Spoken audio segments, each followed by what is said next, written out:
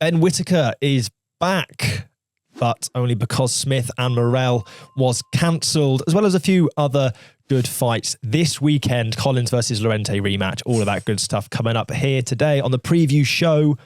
We'll start with Ben Whittaker, and I suppose a little bit on the fact that Callum Smith Morrell was cancelled.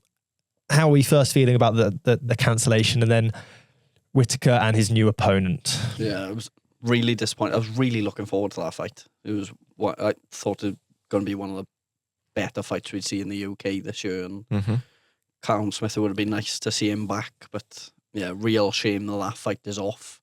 Surprised kind of that they kept the card on. I suppose a lot of the undercard fighters would have sold a decent amount of tickets since they're going to be mostly local fighters. It tend to do quite well in Liverpool, but a real shame that they lost that main event, and Whittaker now in the main event slot, but again in a fight that doesn't massively interest people, I don't think, considering, you know, he built up to such a sort of stardom within, I think, certainly British boxing, but it's really felt like, obviously you had the whole thing with Liam Cameron, but you avenged that, and then it's almost felt like, right, we want to see you kick on now, and we want to see you in some good fights, but it just feels like they constantly want to, they're just not fully setting him free, and I can't quite find out why. It seems like they're stalling. They're stuck in second gear and they can't get out of it. Because you feel like Ben said, Liam Cameron fights, you thought, right, that's the moment now that he's going to kick on and start moving up the rankings and all that. And then you had him signing with Matchroom, and you're like, oh, now it's going to start getting good with Ben Whittaker. And it's all of a sudden you start looking at it, and especially this weekend against the level of opponent he's up against, it's a bit like, what are we going to learn now of Ben Whittaker? You know, if he gets a first round stoppage, what are we going to learn from that? If he goes 10 rounds, again, what are we going to, learn, and what are people going to really get excited about with him? All right, it's probably good for him to go the distance, but what are you going to,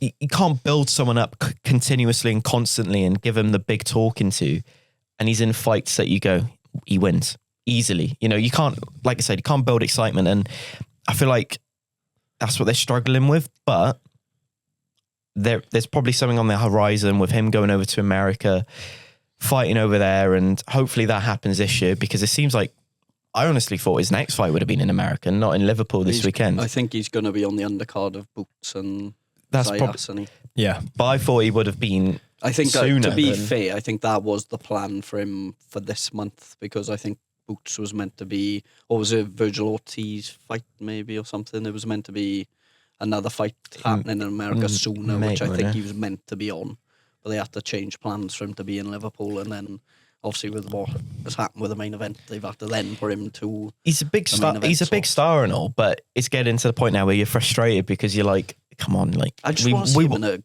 a good, big competitive fight to really see his level, because he's got a decorated enough amateur background. He's had enough fights now as a professional, I think, and we've seen enough about him to, I think, warrant wanting to see him get tested a little bit, I think.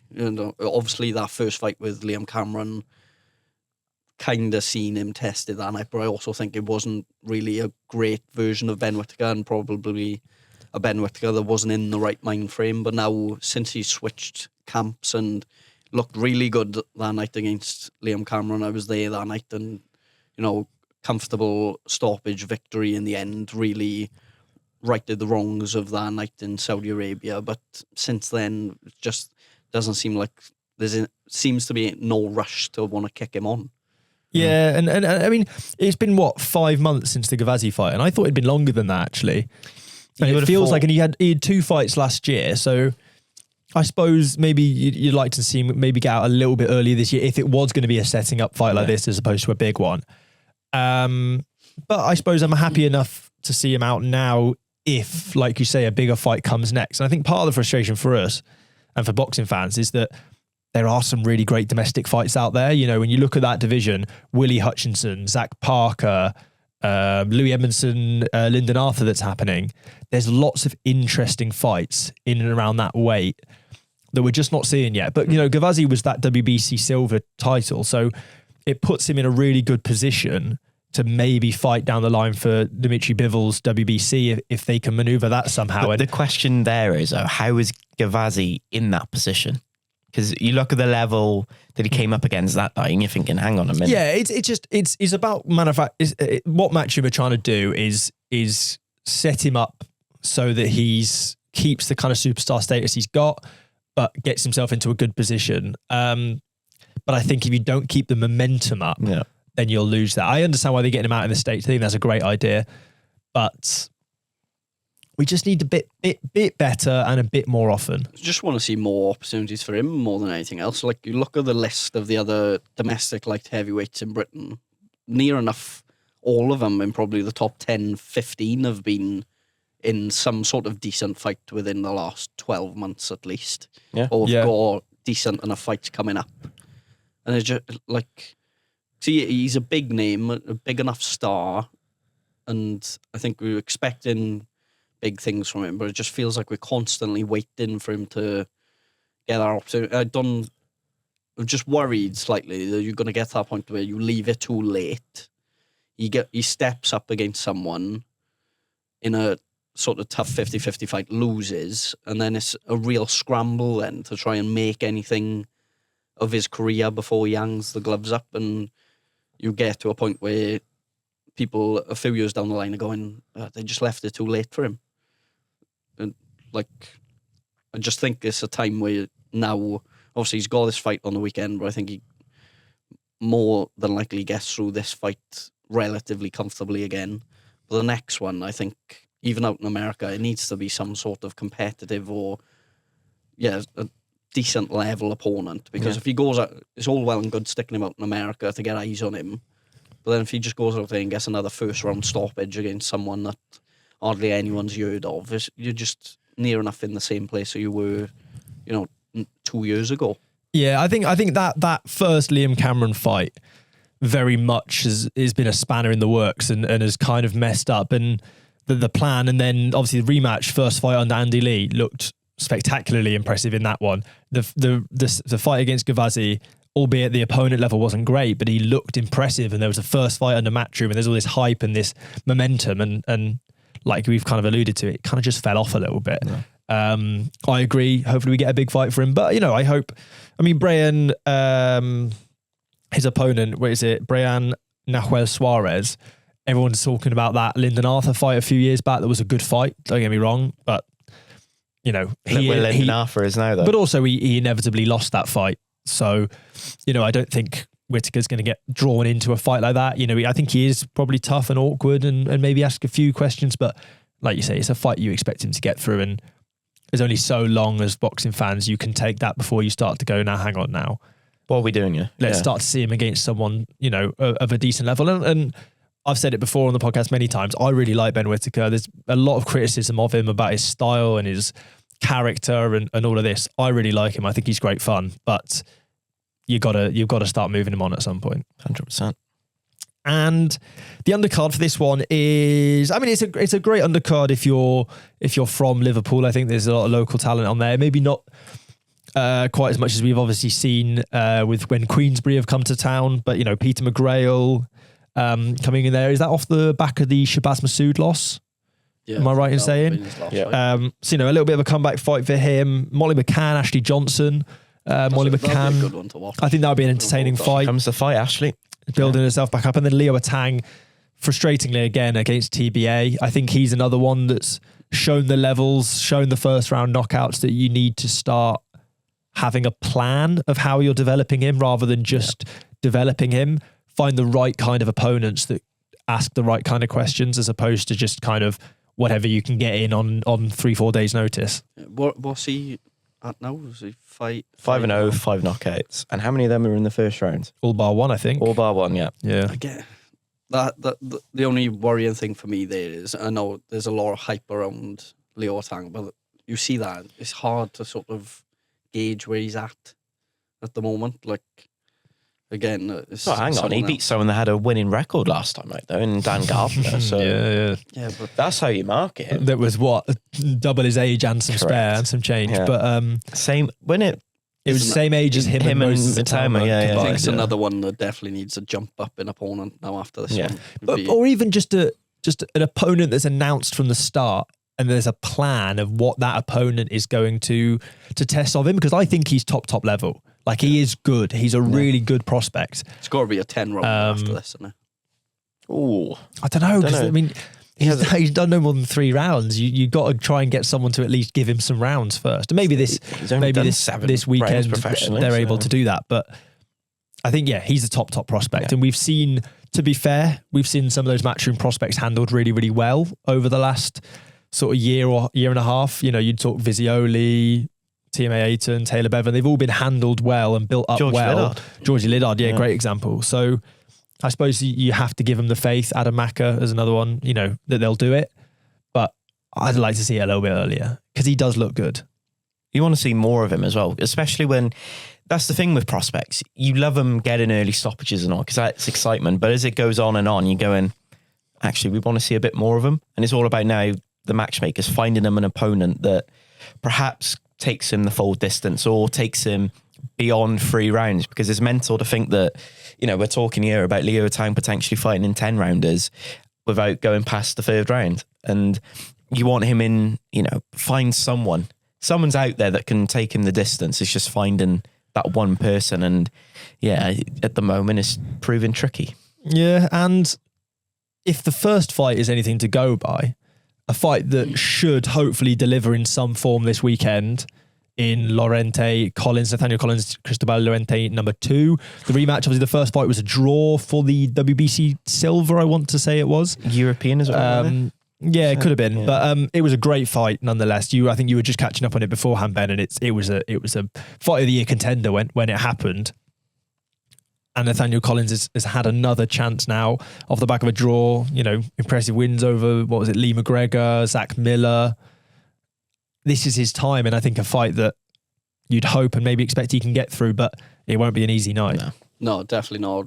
Judging by that first fight as well, I think most people did have a draw. It was a draw or very close. I had it a draw, I remember. Yeah, I think most people were happy seeing the draw at the end. It's not a result that anyone really wants to see, but it was a really good fight to watch between the two of them. They both give it their all, and I can't see it being much different this weekend. And yeah, it's a big fight for both men, really big fight for Collins, because, you know, you get that, and it's the difference between fighting for the full world title or not next, maybe. But there's no doubt I think he's definitely up at that level. He's been so impressive the last few fights, and definitely one of the best fighters coming out of Britain at the moment. So they'll be hoping that he can get the result on the weekend, turn that draw into a win, and then kick on from there and have another massive fight next then for him.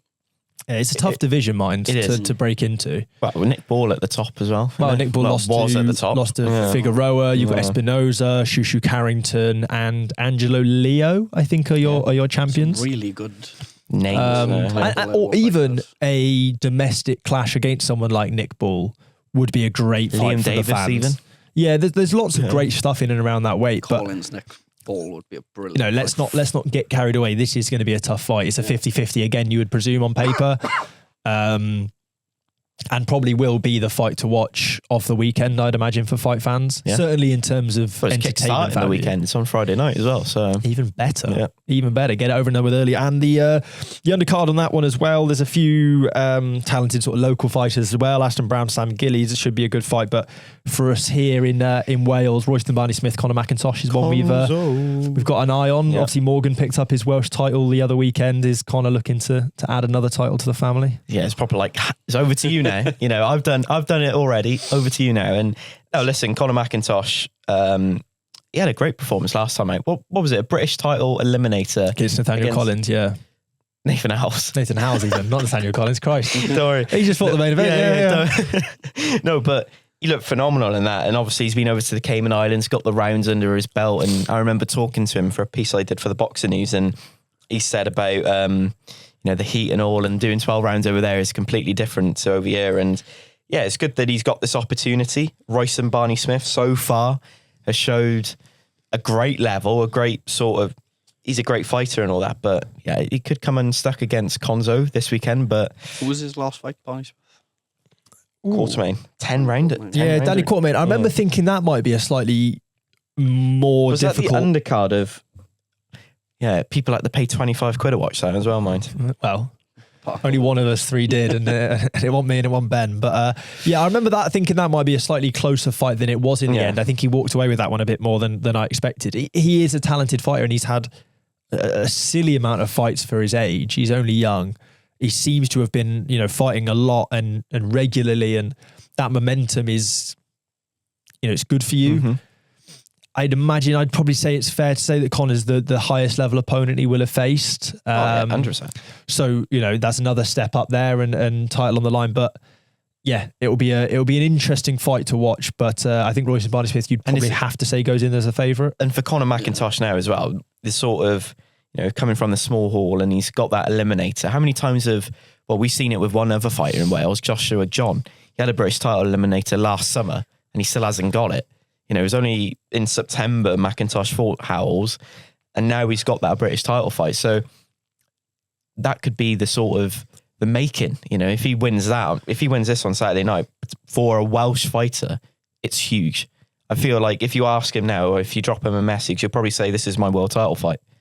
There's a life-changing money on the line here for Conor, and I'm sure he's going up to Glasgow on Friday night looking to get the job done. And I'm sure Morgan McIntosh is going up to Glasgow on Friday night to make sure his voice is heard, with probably his Welsh belt as well, because he'd be interested to know if he's put that down yet since winning it. Most likely not. But yeah, I think either way, it'll be an entertaining fight. I think it's one of those that should be a nice high level clash. And then MVP have a show over in America once again, following their sort of strong plan of female boxing. Alycia Baumgardner, Bomire Shin on the main event. Now that's a fight. I mean, there's lots of interest. I think it's going to be a good fight. You saw her against Caroline Dubois. Yeah. What performance she had. And I think you'd imagine it'll be a similar kind of fight to that one, where you'd expect Baumgardner to get through it, but she's going to have to, seriously put her foot down to put a more impressive performance in against than Caroline Dubois did. And I suppose it's a nice little kind of warm up if we are seeing that fight next for Caroline Dubois, which I think we probably do. It adds more fuel to the fire between the two of them as well. Now. I think the fact that how they both compare against them, even though management team, I've seen someone who said that they're probably looking another 2 years before they try and get the fight with Dubois.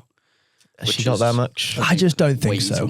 I also think when you look at Dubois as well, like, I don't see her getting that Katie Taylor fight that she has called for. I don't think Katie Taylor goes down that route. It doesn't make sense.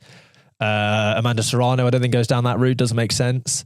So in terms of fights that make genuine sense, there's no reason why that shouldn't be. Alycia Baumgardner is probably the only one, and generally, if fights make sense in the women divisions, they tend to get made because there's a smaller pool of fighters, and particularly now that MVP have everyone under their promotional banner, the good fights are getting made, and I think that is the best fight. Probably actually one of the best fights in boxing you can make.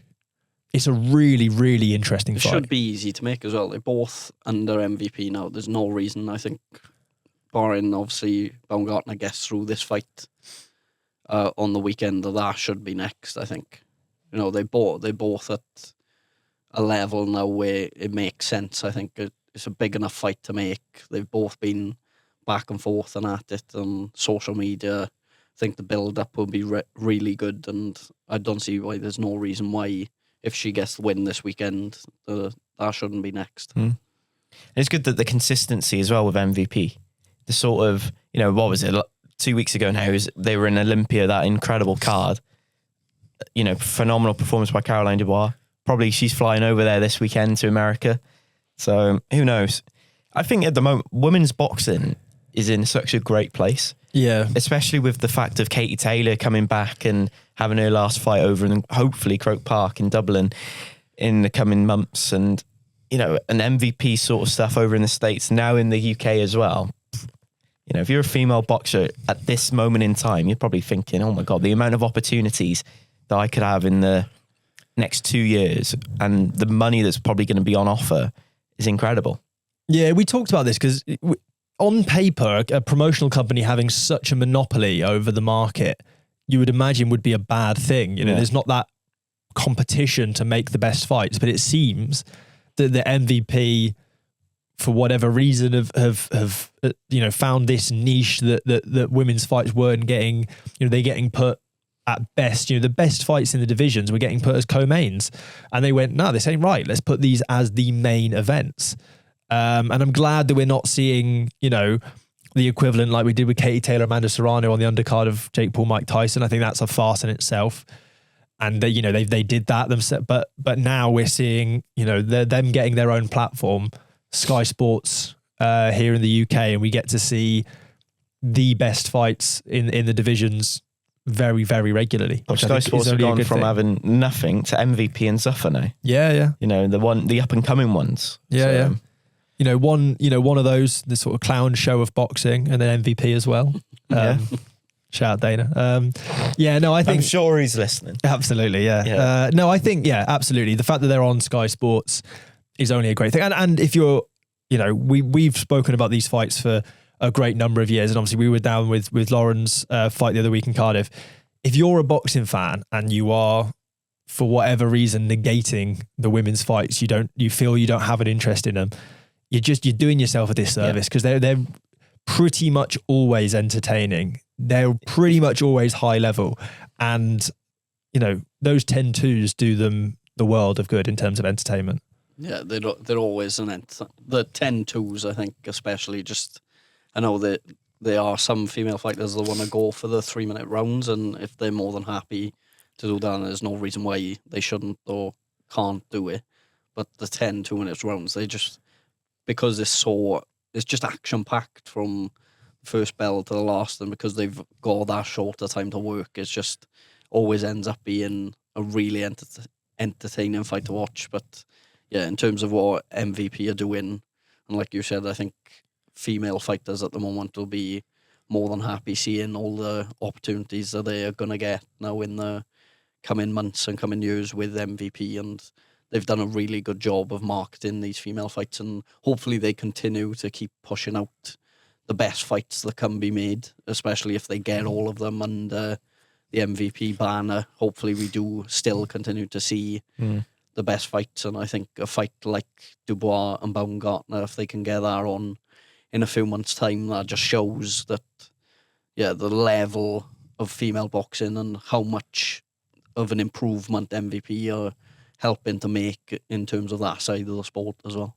Yeah, and Croke Park in the summer. Please. That would be huge. Will be, you know, I've already got one trip planned to Croke Park in the summer. If I can get a second one going, then absolute, you know, score. Love Dublin as well. Cracking weekend. Great see. Great Guinness as well. I was going to say let's roll through the predictions, but I think bar that main event on the Queensbury card, there's not a huge amount to kind of split too much difference in. Yeah. And I think we'd probably all, I'd imagine, go for our heart with Nathaniel Collins, maybe more than our split decision. More than our head over Cristobal Lorente. I wouldn't be surprised if it's a draw again, but no, I'm a bit like Ben, probably a close split decision. You know? I'm going for Conor McIntosh to win the British. To be roasting Barney Smith, I hear, I feel it. I'd be buzzing for that. What a story! I'll be straight in the car up to Glasgow up the M1. Get him on the pod next week then. Yeah, if he wins it, get both of them on, both the brothers. Could be a shout. What a story that would be. Yeah, when was the last time? If you guys who are listening, let us know. Obviously, we kind of, with fighters and stuff, we always kind of stick to the interviews. We haven't had too many of them on the podcast. If that's something you guys would like to see us do more, let us know how you do. You know, maybe if some weeks we did a single episode and got a guest in, or just try to fit him in and around, let us know, because you did that with Rosie Eccles. Yes, we've got two special episodes out on Spotify right now. We do indeed. I do like a guest episode. Same. And we've got one we can say is in the works. We've got a very good one. It's one we've been chasing for a little while, and it's in the works. So I was about to say, well done. Played that well. In a month or two. Batted. Yeah, straight bat. Yeah. Play it straight. In a month or two, we should hopefully have a nice big guest in, which is exciting. But yeah, 100%. I'd like to, anyone who is listens regularly, the guys that kind of generally let us know how you guys feel about that, or for some bizarre reason, would you prefer to just hear what we have to say? I can't imagine that's the case. I know what I would choose. Yeah. You know, I think I speak to my family and friends and stuff, and anytime they ask about the podcast or talk about the podcast, it's always, I enjoyed that episode when you got blah, blah, blah. Yeah. It's never, I enjoyed I enjoyed what you had to say about Conor Benn or Tyson Fury. It's never I that. had someone say, I enjoyed the Rosie Eccles episode the other week. And I'm like, I weren't even on it. Yeah. Weren't even mine. When you got your mum telling you your favourite episode's not with you, that's when it's a tough one. But thank you guys always anyway for all your support, all your help. And like you said, we've got the 2 special episodes coming out. Have you guys got anything a little about that? What are those special episodes? What makes it so special? It's all about, it's a story into the fact of, we went to a show in Bristol last June, I believe it was, and there was a fighter on that card that got a draw, and we didn't give him the recognition. The away fighter, Garth Newt, and I thought, you know what, I'm going to do a piece on him because there's something there. And yeah, it's out now, 12 minutes. So there's a bit of story of reasoning behind it, and then we go into the interview with Garth, and he talks really well about sort of the risks of being an away fighter, the sort of, the feelings of losing all the time, but knowing deep down that he's probably won. So yeah, I think it's a good listen. So that's all that matters, really. I think journeyman boxing story is probably something we need to cover a bit more of, because you get so many good stories from. We've been lucky enough to speak to a few of them. Yeah. I wanted to do so many more with the fighters, particularly in Wales as well. You got Steve Davis, Angelo Dragoni as well, but timings with uni at the moment is pretty stressful. So I could only get the one this time. But make it a little mini series. I haven't had a chance to listen to it yet. I'm not going to lie and pretend I have, but I'm going to be listening to it straight after this as we're recording it on my drive back. So if you guys aren't, then check it out. It's only 12 minutes. Apparently some people would say 12 minutes is a long time. I don't think it is. So check out, sit down, 12 minutes, listen to that. Ben, what have you got coming special? The one I put out is with a good friend of the podcast, Daniel Francis, the matchmaker. Obviously has really helped us out, in all fairness, since we started the channel. He was a massive help the first show we ever went to down in Swansea. And he's started working with Queensbury now. I think I can say that. I think so. Obviously with Boxer as well.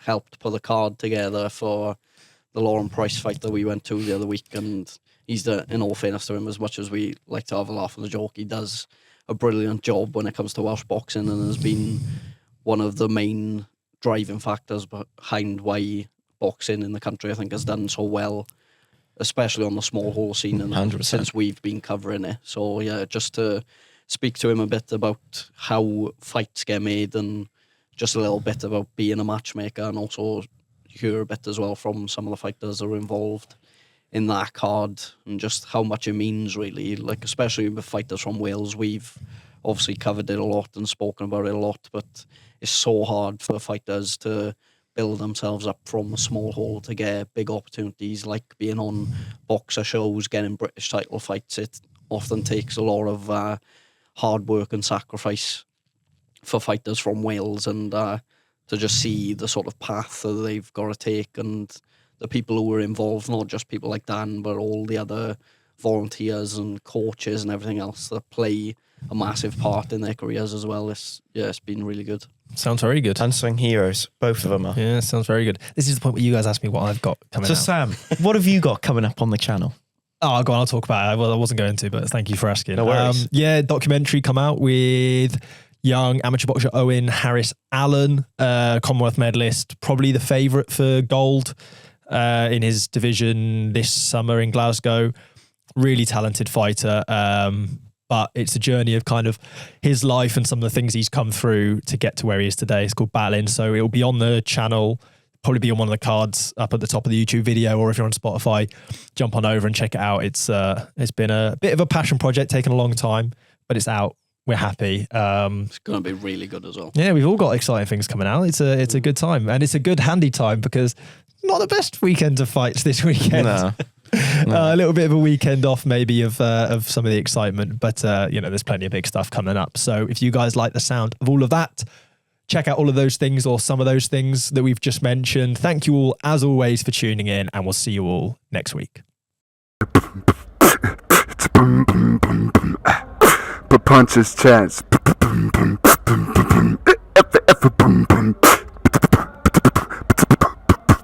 Punches Chance Podcast.